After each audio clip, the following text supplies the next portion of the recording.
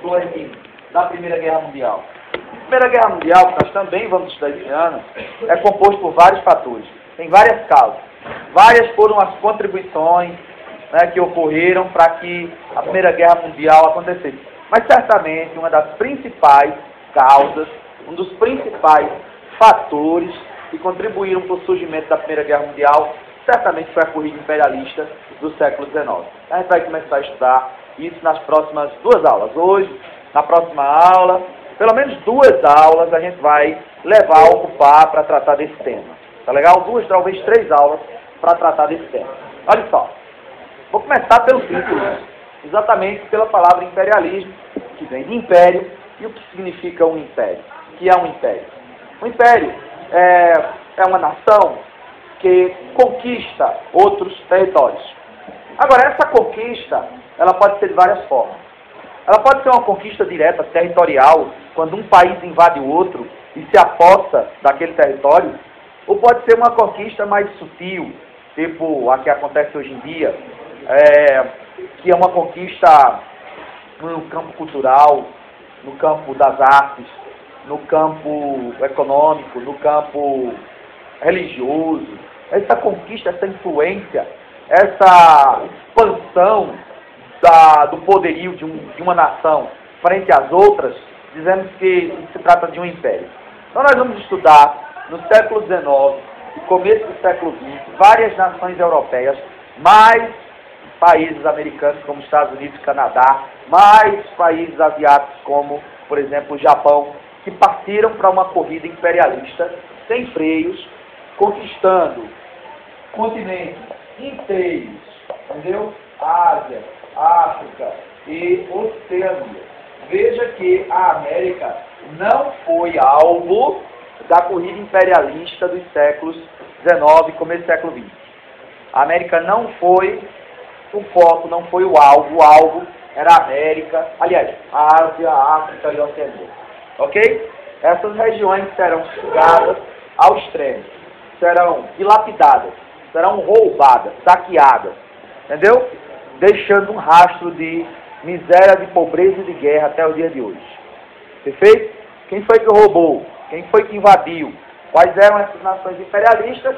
Principalmente França, Inglaterra, Alemanha, Estados Unidos, Japão, citei o caso de algumas aqui. Tem outras em menor escala, Bélgica, Portugal, Espanha, Canadá, em menor escala. Os principais é a Alemanha, França e Inglaterra na Europa, na América do Norte, os Estados Unidos, na Ásia, o Japão. Tá legal? Então, trata-se disso. Eu coloquei essa perguntinha aqui para a gente responder o que é e o que foi. Porque ao mesmo tempo em que a gente estuda o do século XIX, o que aconteceu, a gente faz um paralelo com o imperialismo no dia de hoje. Será que tem? Tem. Como é? A gente vai ver a diferença. Tá certo? Primeiro, o que foi? Podemos dizer que o imperialismo foi uma política adotada pelas potências industrializadas. Eu já citei algumas delas aqui, né? Alemanha, Inglaterra, França, Estados Unidos, a fim de obter mercados, consumidores. Eu demorei para crescer pouco, pressão.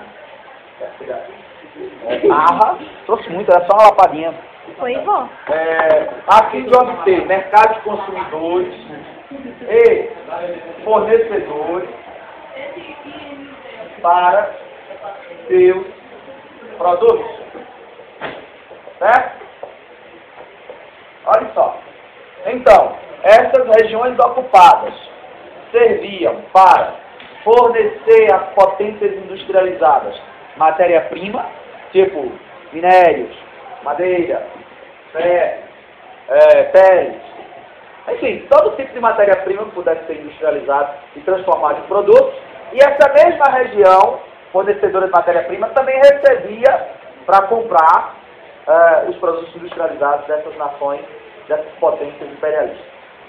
Ao mesmo tempo em que essas nações imperialistas, essas potências industrializadas, elas também utilizavam essas regiões para escoar o excedente populacional.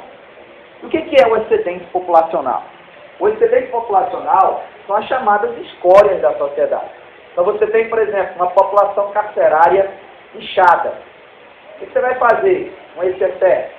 Manda para a África, manda para a Gana, manda para Nova Zelândia, manda para a Austrália, manda para Camarões, e assim por diante. Se bem que esses países com esses nomes, nessa época, não existiam. Esses países africanos que nós conhecemos, Gabão, Gana, Senegal, Camarões, né? Guiné-Bissau e por aí vai, eles surgem principalmente no pós-Segunda Guerra. Alguns no pós-Primeira Guerra, a partir de 1919, 1920, e outros no pós-Segunda Guerra Mundial, a partir de 1945, 1950. Tá legal? Vou falar sobre isso aqui um pedacinho, se der tempo hoje, se não der nas próximas aulas. Perfeito? Pois bem, então, as causas, vamos entender. Sim, estou faltando a entender isso aqui. Estou falando do século XIX, estou falando aqui do comecinho do século XX e hoje. Hoje nós temos como grande exemplo de imperialismo os Estados Unidos da América. Os Estados Unidos da América, podemos dizer que é um país imperialista, na medida em que tornou-se uma nação influente em todo o mundo, que tem impacto, tem a sua influência em todo o planeta. Há um impacto financeiro, há uma influência cultural, no cinema, na música, no fast food, no jeito de comer, né, de se vestir. Os Estados Unidos têm, digamos assim, sua importância global, tem interferência em todos os campos, em praticamente todo o mundo ocidental, e por isso, por esse poderio, sem falar no poderio militar, né, poderio cultural, nós dizemos que é um exemplo bem claro de um império. Agora, claro, não temos mais exemplos, e temos aí, esse exemplo da dominação física, territorial. Os Estados Unidos, por exemplo, invadir um território e dominar esse território e se apossar dele. Hoje não é tanto a prática do imperialismo. A prática do imperialismo hoje é uma dominação política, financeira, cultural, entendeu? Nesse sentido. Mas é um exemplo muito claro de imperialismo. Então o imperialismo continua acontecendo, ele vigora atualmente, só que em outro formato, em outro modelo. No século XIX, como a gente está vindo, dizia respeito principalmente à obtenção de matéria-prima, de mercados consumidores e de locais para onde pudesse escoar o excedente populacional. Tá legal? Causas. Vamos entender direitinho essas causas. Porque tudo tem um porquê, tudo tem motivos. Por que aconteceu o imperialismo? Principalmente porque se trata de uma época de bastante mudança, eu falei, creio, na aula de sociologia, de bastante mudança na sociedade. Século XIX, principalmente final do século XIX, é uma época de industrialização muito frenética, muito forte, nesses países europeus que eu citei. Alemanha, França, Inglaterra. A gente tem um crescimento industrial. Quando você cresce muito, você precisa escoar a produção. Você está saturado.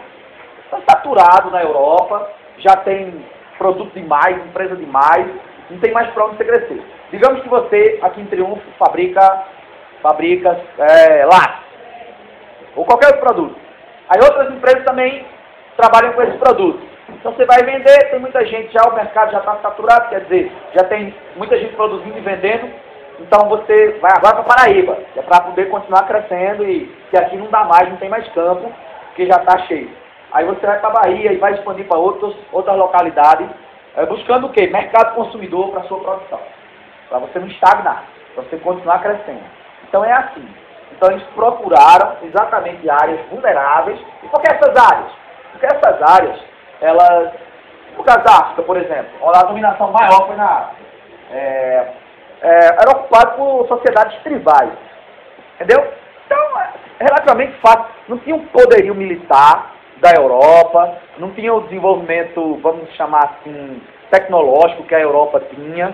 Então não era tão difícil, tão complicado de chegar a ocupar essas terras, dominar os povos e sugar os recursos naturais que lá existiam. Não tinha muito problema não. Tinha resistência, tinha guerra também, alguns povos se rebelaram, mas nada que pudesse ser assim, muito significativo a ponto de expulsar os ingleses, expulsar os alemães.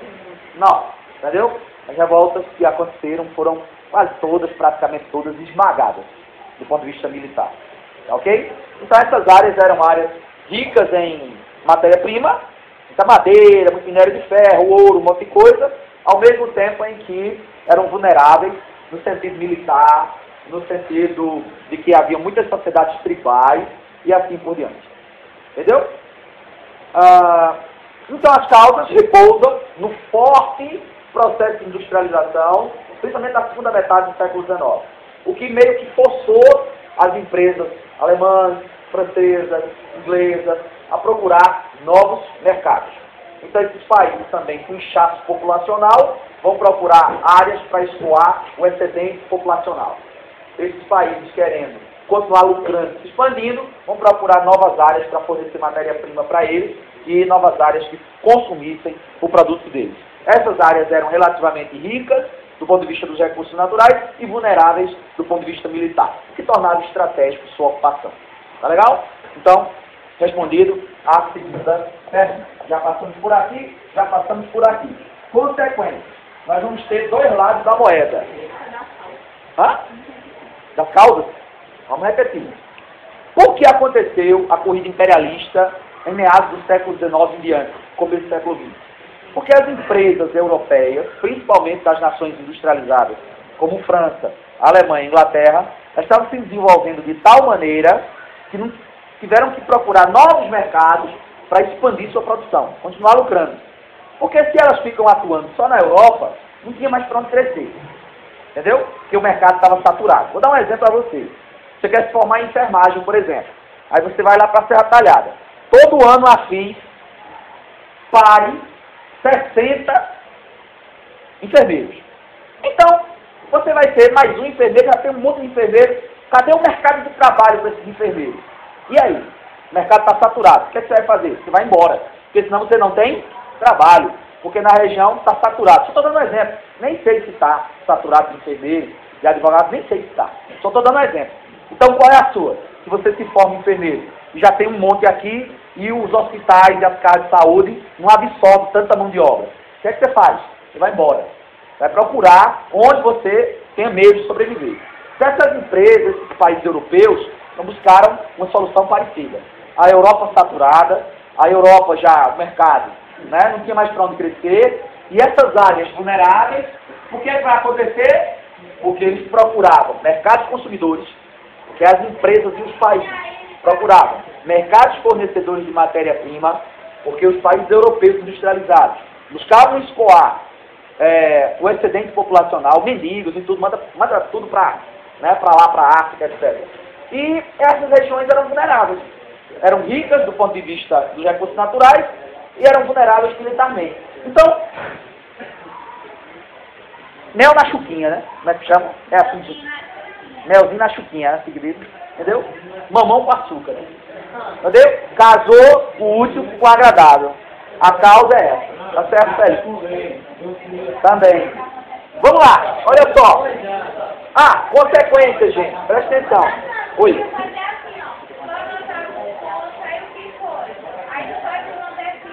Pronto, pode ser.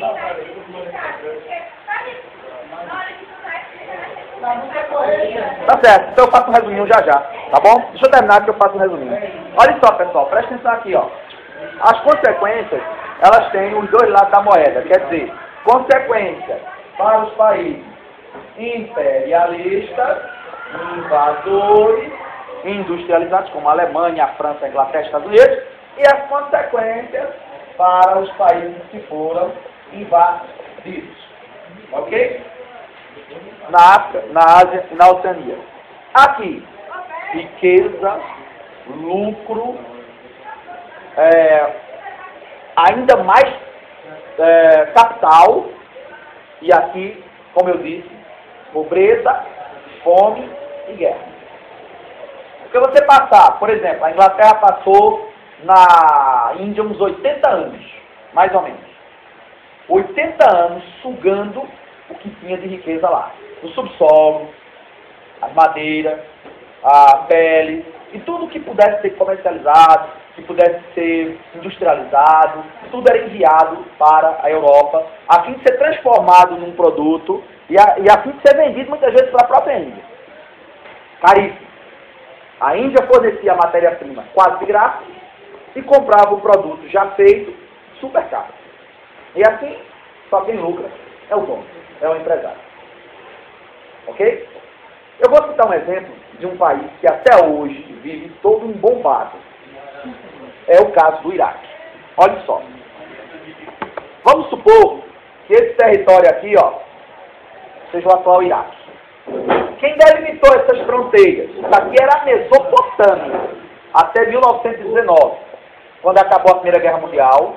Isso aqui nem de Iraque era chamado. Era chamado de Mesopotâmia. Daqui o rio Tigre, daqui o rio Eufrates, e eles desabam no Golfo Pérsico. Ok? Quem delimitou essa fronteira aqui? Quem delimitou essa fronteira foram os ingleses. Foi a Inglaterra que ocupou essa área, que pertence à Ásia, no Oriente Médio. A Inglaterra passou mamando o petróleo deles aqui um tempão. Mais de 60 anos, ficou mamando aqui. Depois, quando acabou a Primeira Guerra Mundial, os ingleses saem do Iraque, né? Ajudam a criar o país do Iraque, delimitando as fronteiras, e estrategicamente colocam dentro do mesmo país 3 etnias inimigas. Aqui no norte, a gente tem os curdos.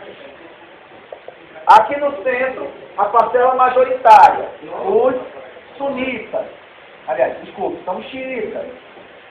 E aqui no sul, a gente tem os sunitas. Inimigos mortais.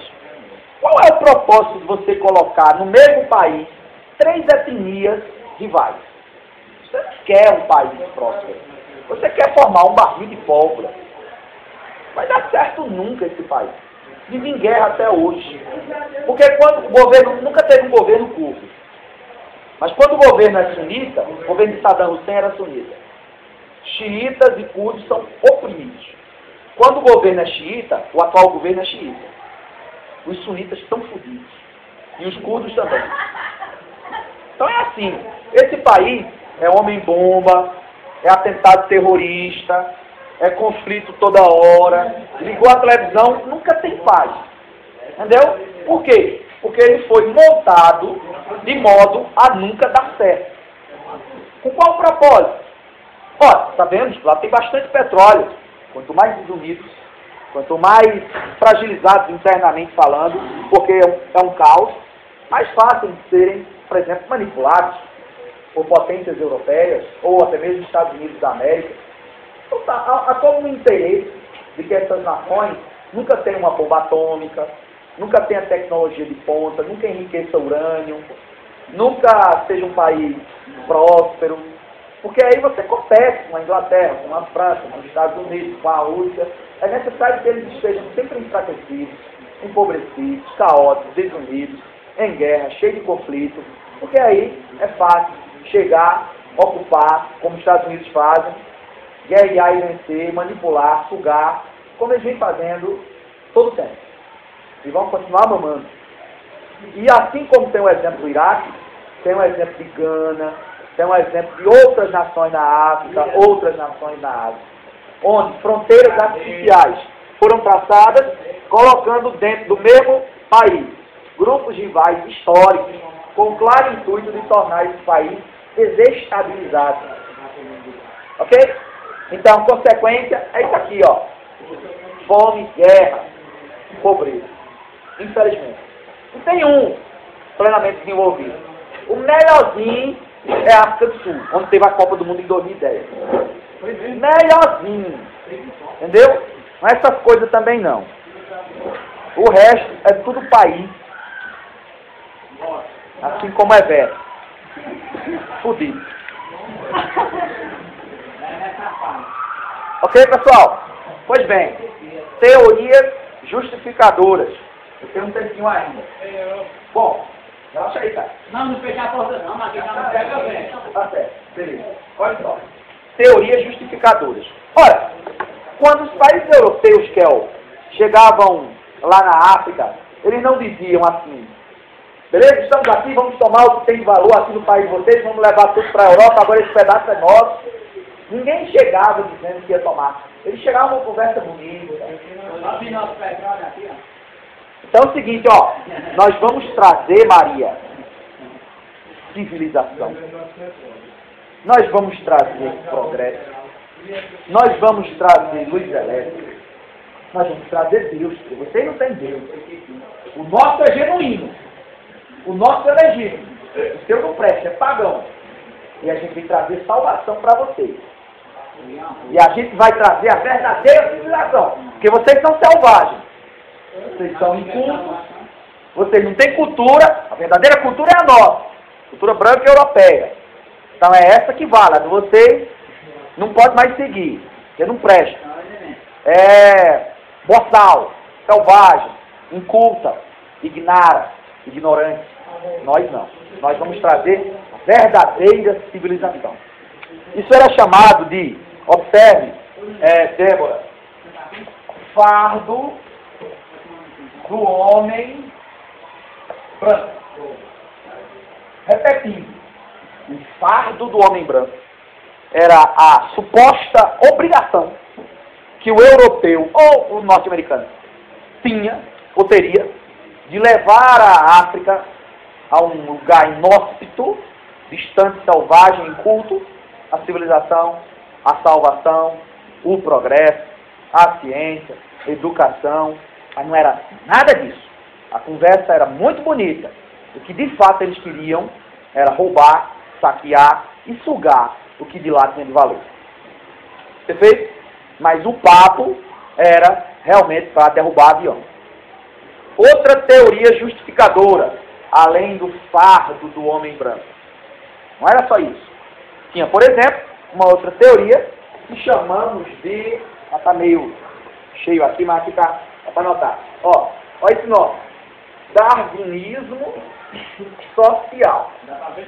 Olha só. O que é o darwinismo social? Sabemos que em 1859, portanto nessa mesma época, exatamente, Charles Darwin publica a teoria da evolução das espécies. Senhores, o raciocínio era o seguinte, Maria. Vamos adaptar a teoria biológica de Darwin, da seleção natural das espécies e evolução natural das espécies. Vamos adaptar da biologia para a sociologia. Da biologia para o campo social. E dizer o seguinte. Se na natureza só os melhores perduram, só os melhores ficam, e quem não se adapta se extingue, na sociedade é a mesma coisa. Quem é o melhor? O branco. Quem é o menos adaptado? O preto e o amarelo. Alguém sabe o que é o amarelo? O preto todo mundo sabe que é o africano. E o amarelo? O amarelo é o asiático. Então, coreano, aquele pessoal da Indonésia, além de chinês, japonês. Então, pessoal oriental assim, né? Então, é chamado de raça amarela. Em primeiro lugar, o conceito de raça, hoje em dia, vocês sabem, altamente questionável, né? Raça, na biologia, não existe. O que separa fisicamente Maria e Neném não é suficiente para dizer que Neném é de uma raça e Maria é de outra. Não é. As diferenças de melanina, ô Alexandre, fica lá. As diferenças de melanina ou de outra coisa qualquer que separa aí, ó, por exemplo, Neném de Maria, não é suficiente para classificar os dois em raças diferentes. Só existe a raça humana. Não existe a preta, a branca, a índia e a amarela. Entendeu? Quem criou essas raças? Os homens. Politicamente falando, os homens criaram as raças. Biologicamente falando, elas não existem. Vocês estão entendendo? Não há nenhuma diferenciação entre um ser humano e outro, capaz de nos classificarmos como raças distintas umas das outras. Não há. Nem na estrutura molecular, nem no DNA. Entendeu? Simplesmente algumas diferenças físicas aparentes que não são suficientes para separar, para delimitar em raça. Quem fez isso, politicamente falando, foram os homens. Raça só existe na política. Na biologia não existe.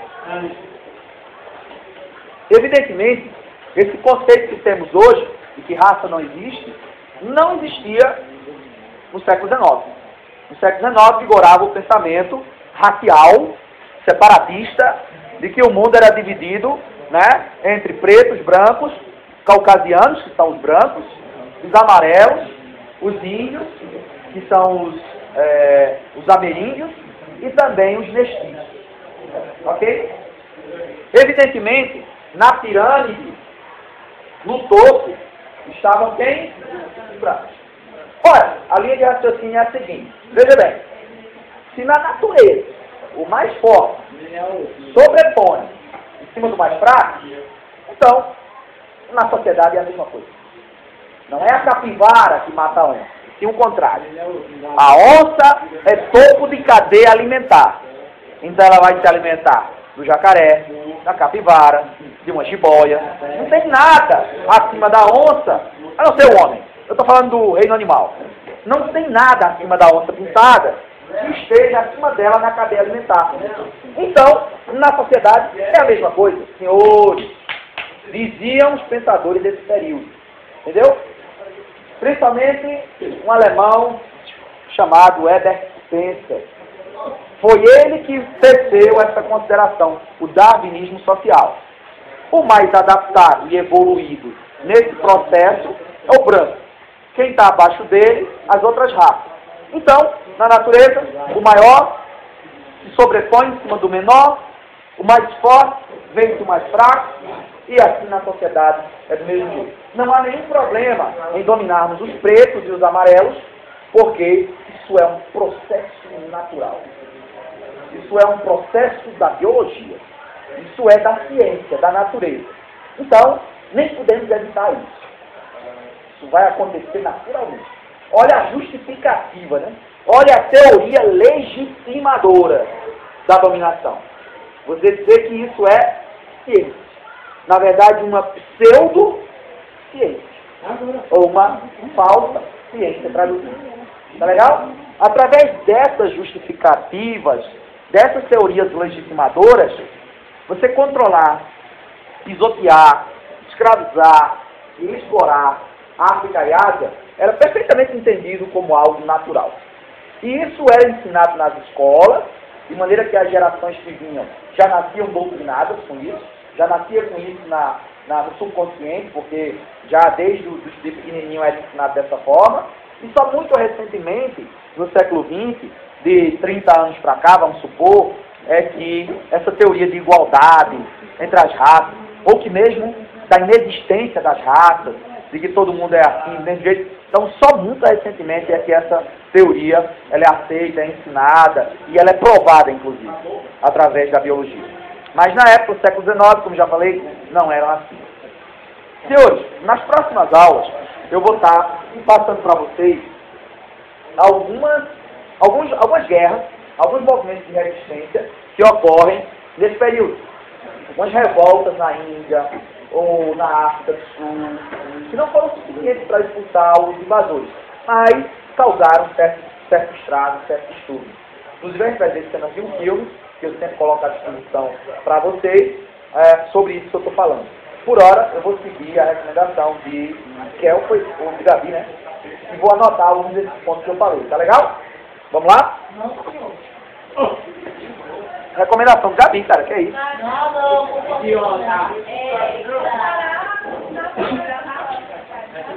Vou pegar meu filho até nos de falar já. Só anotar um negócio.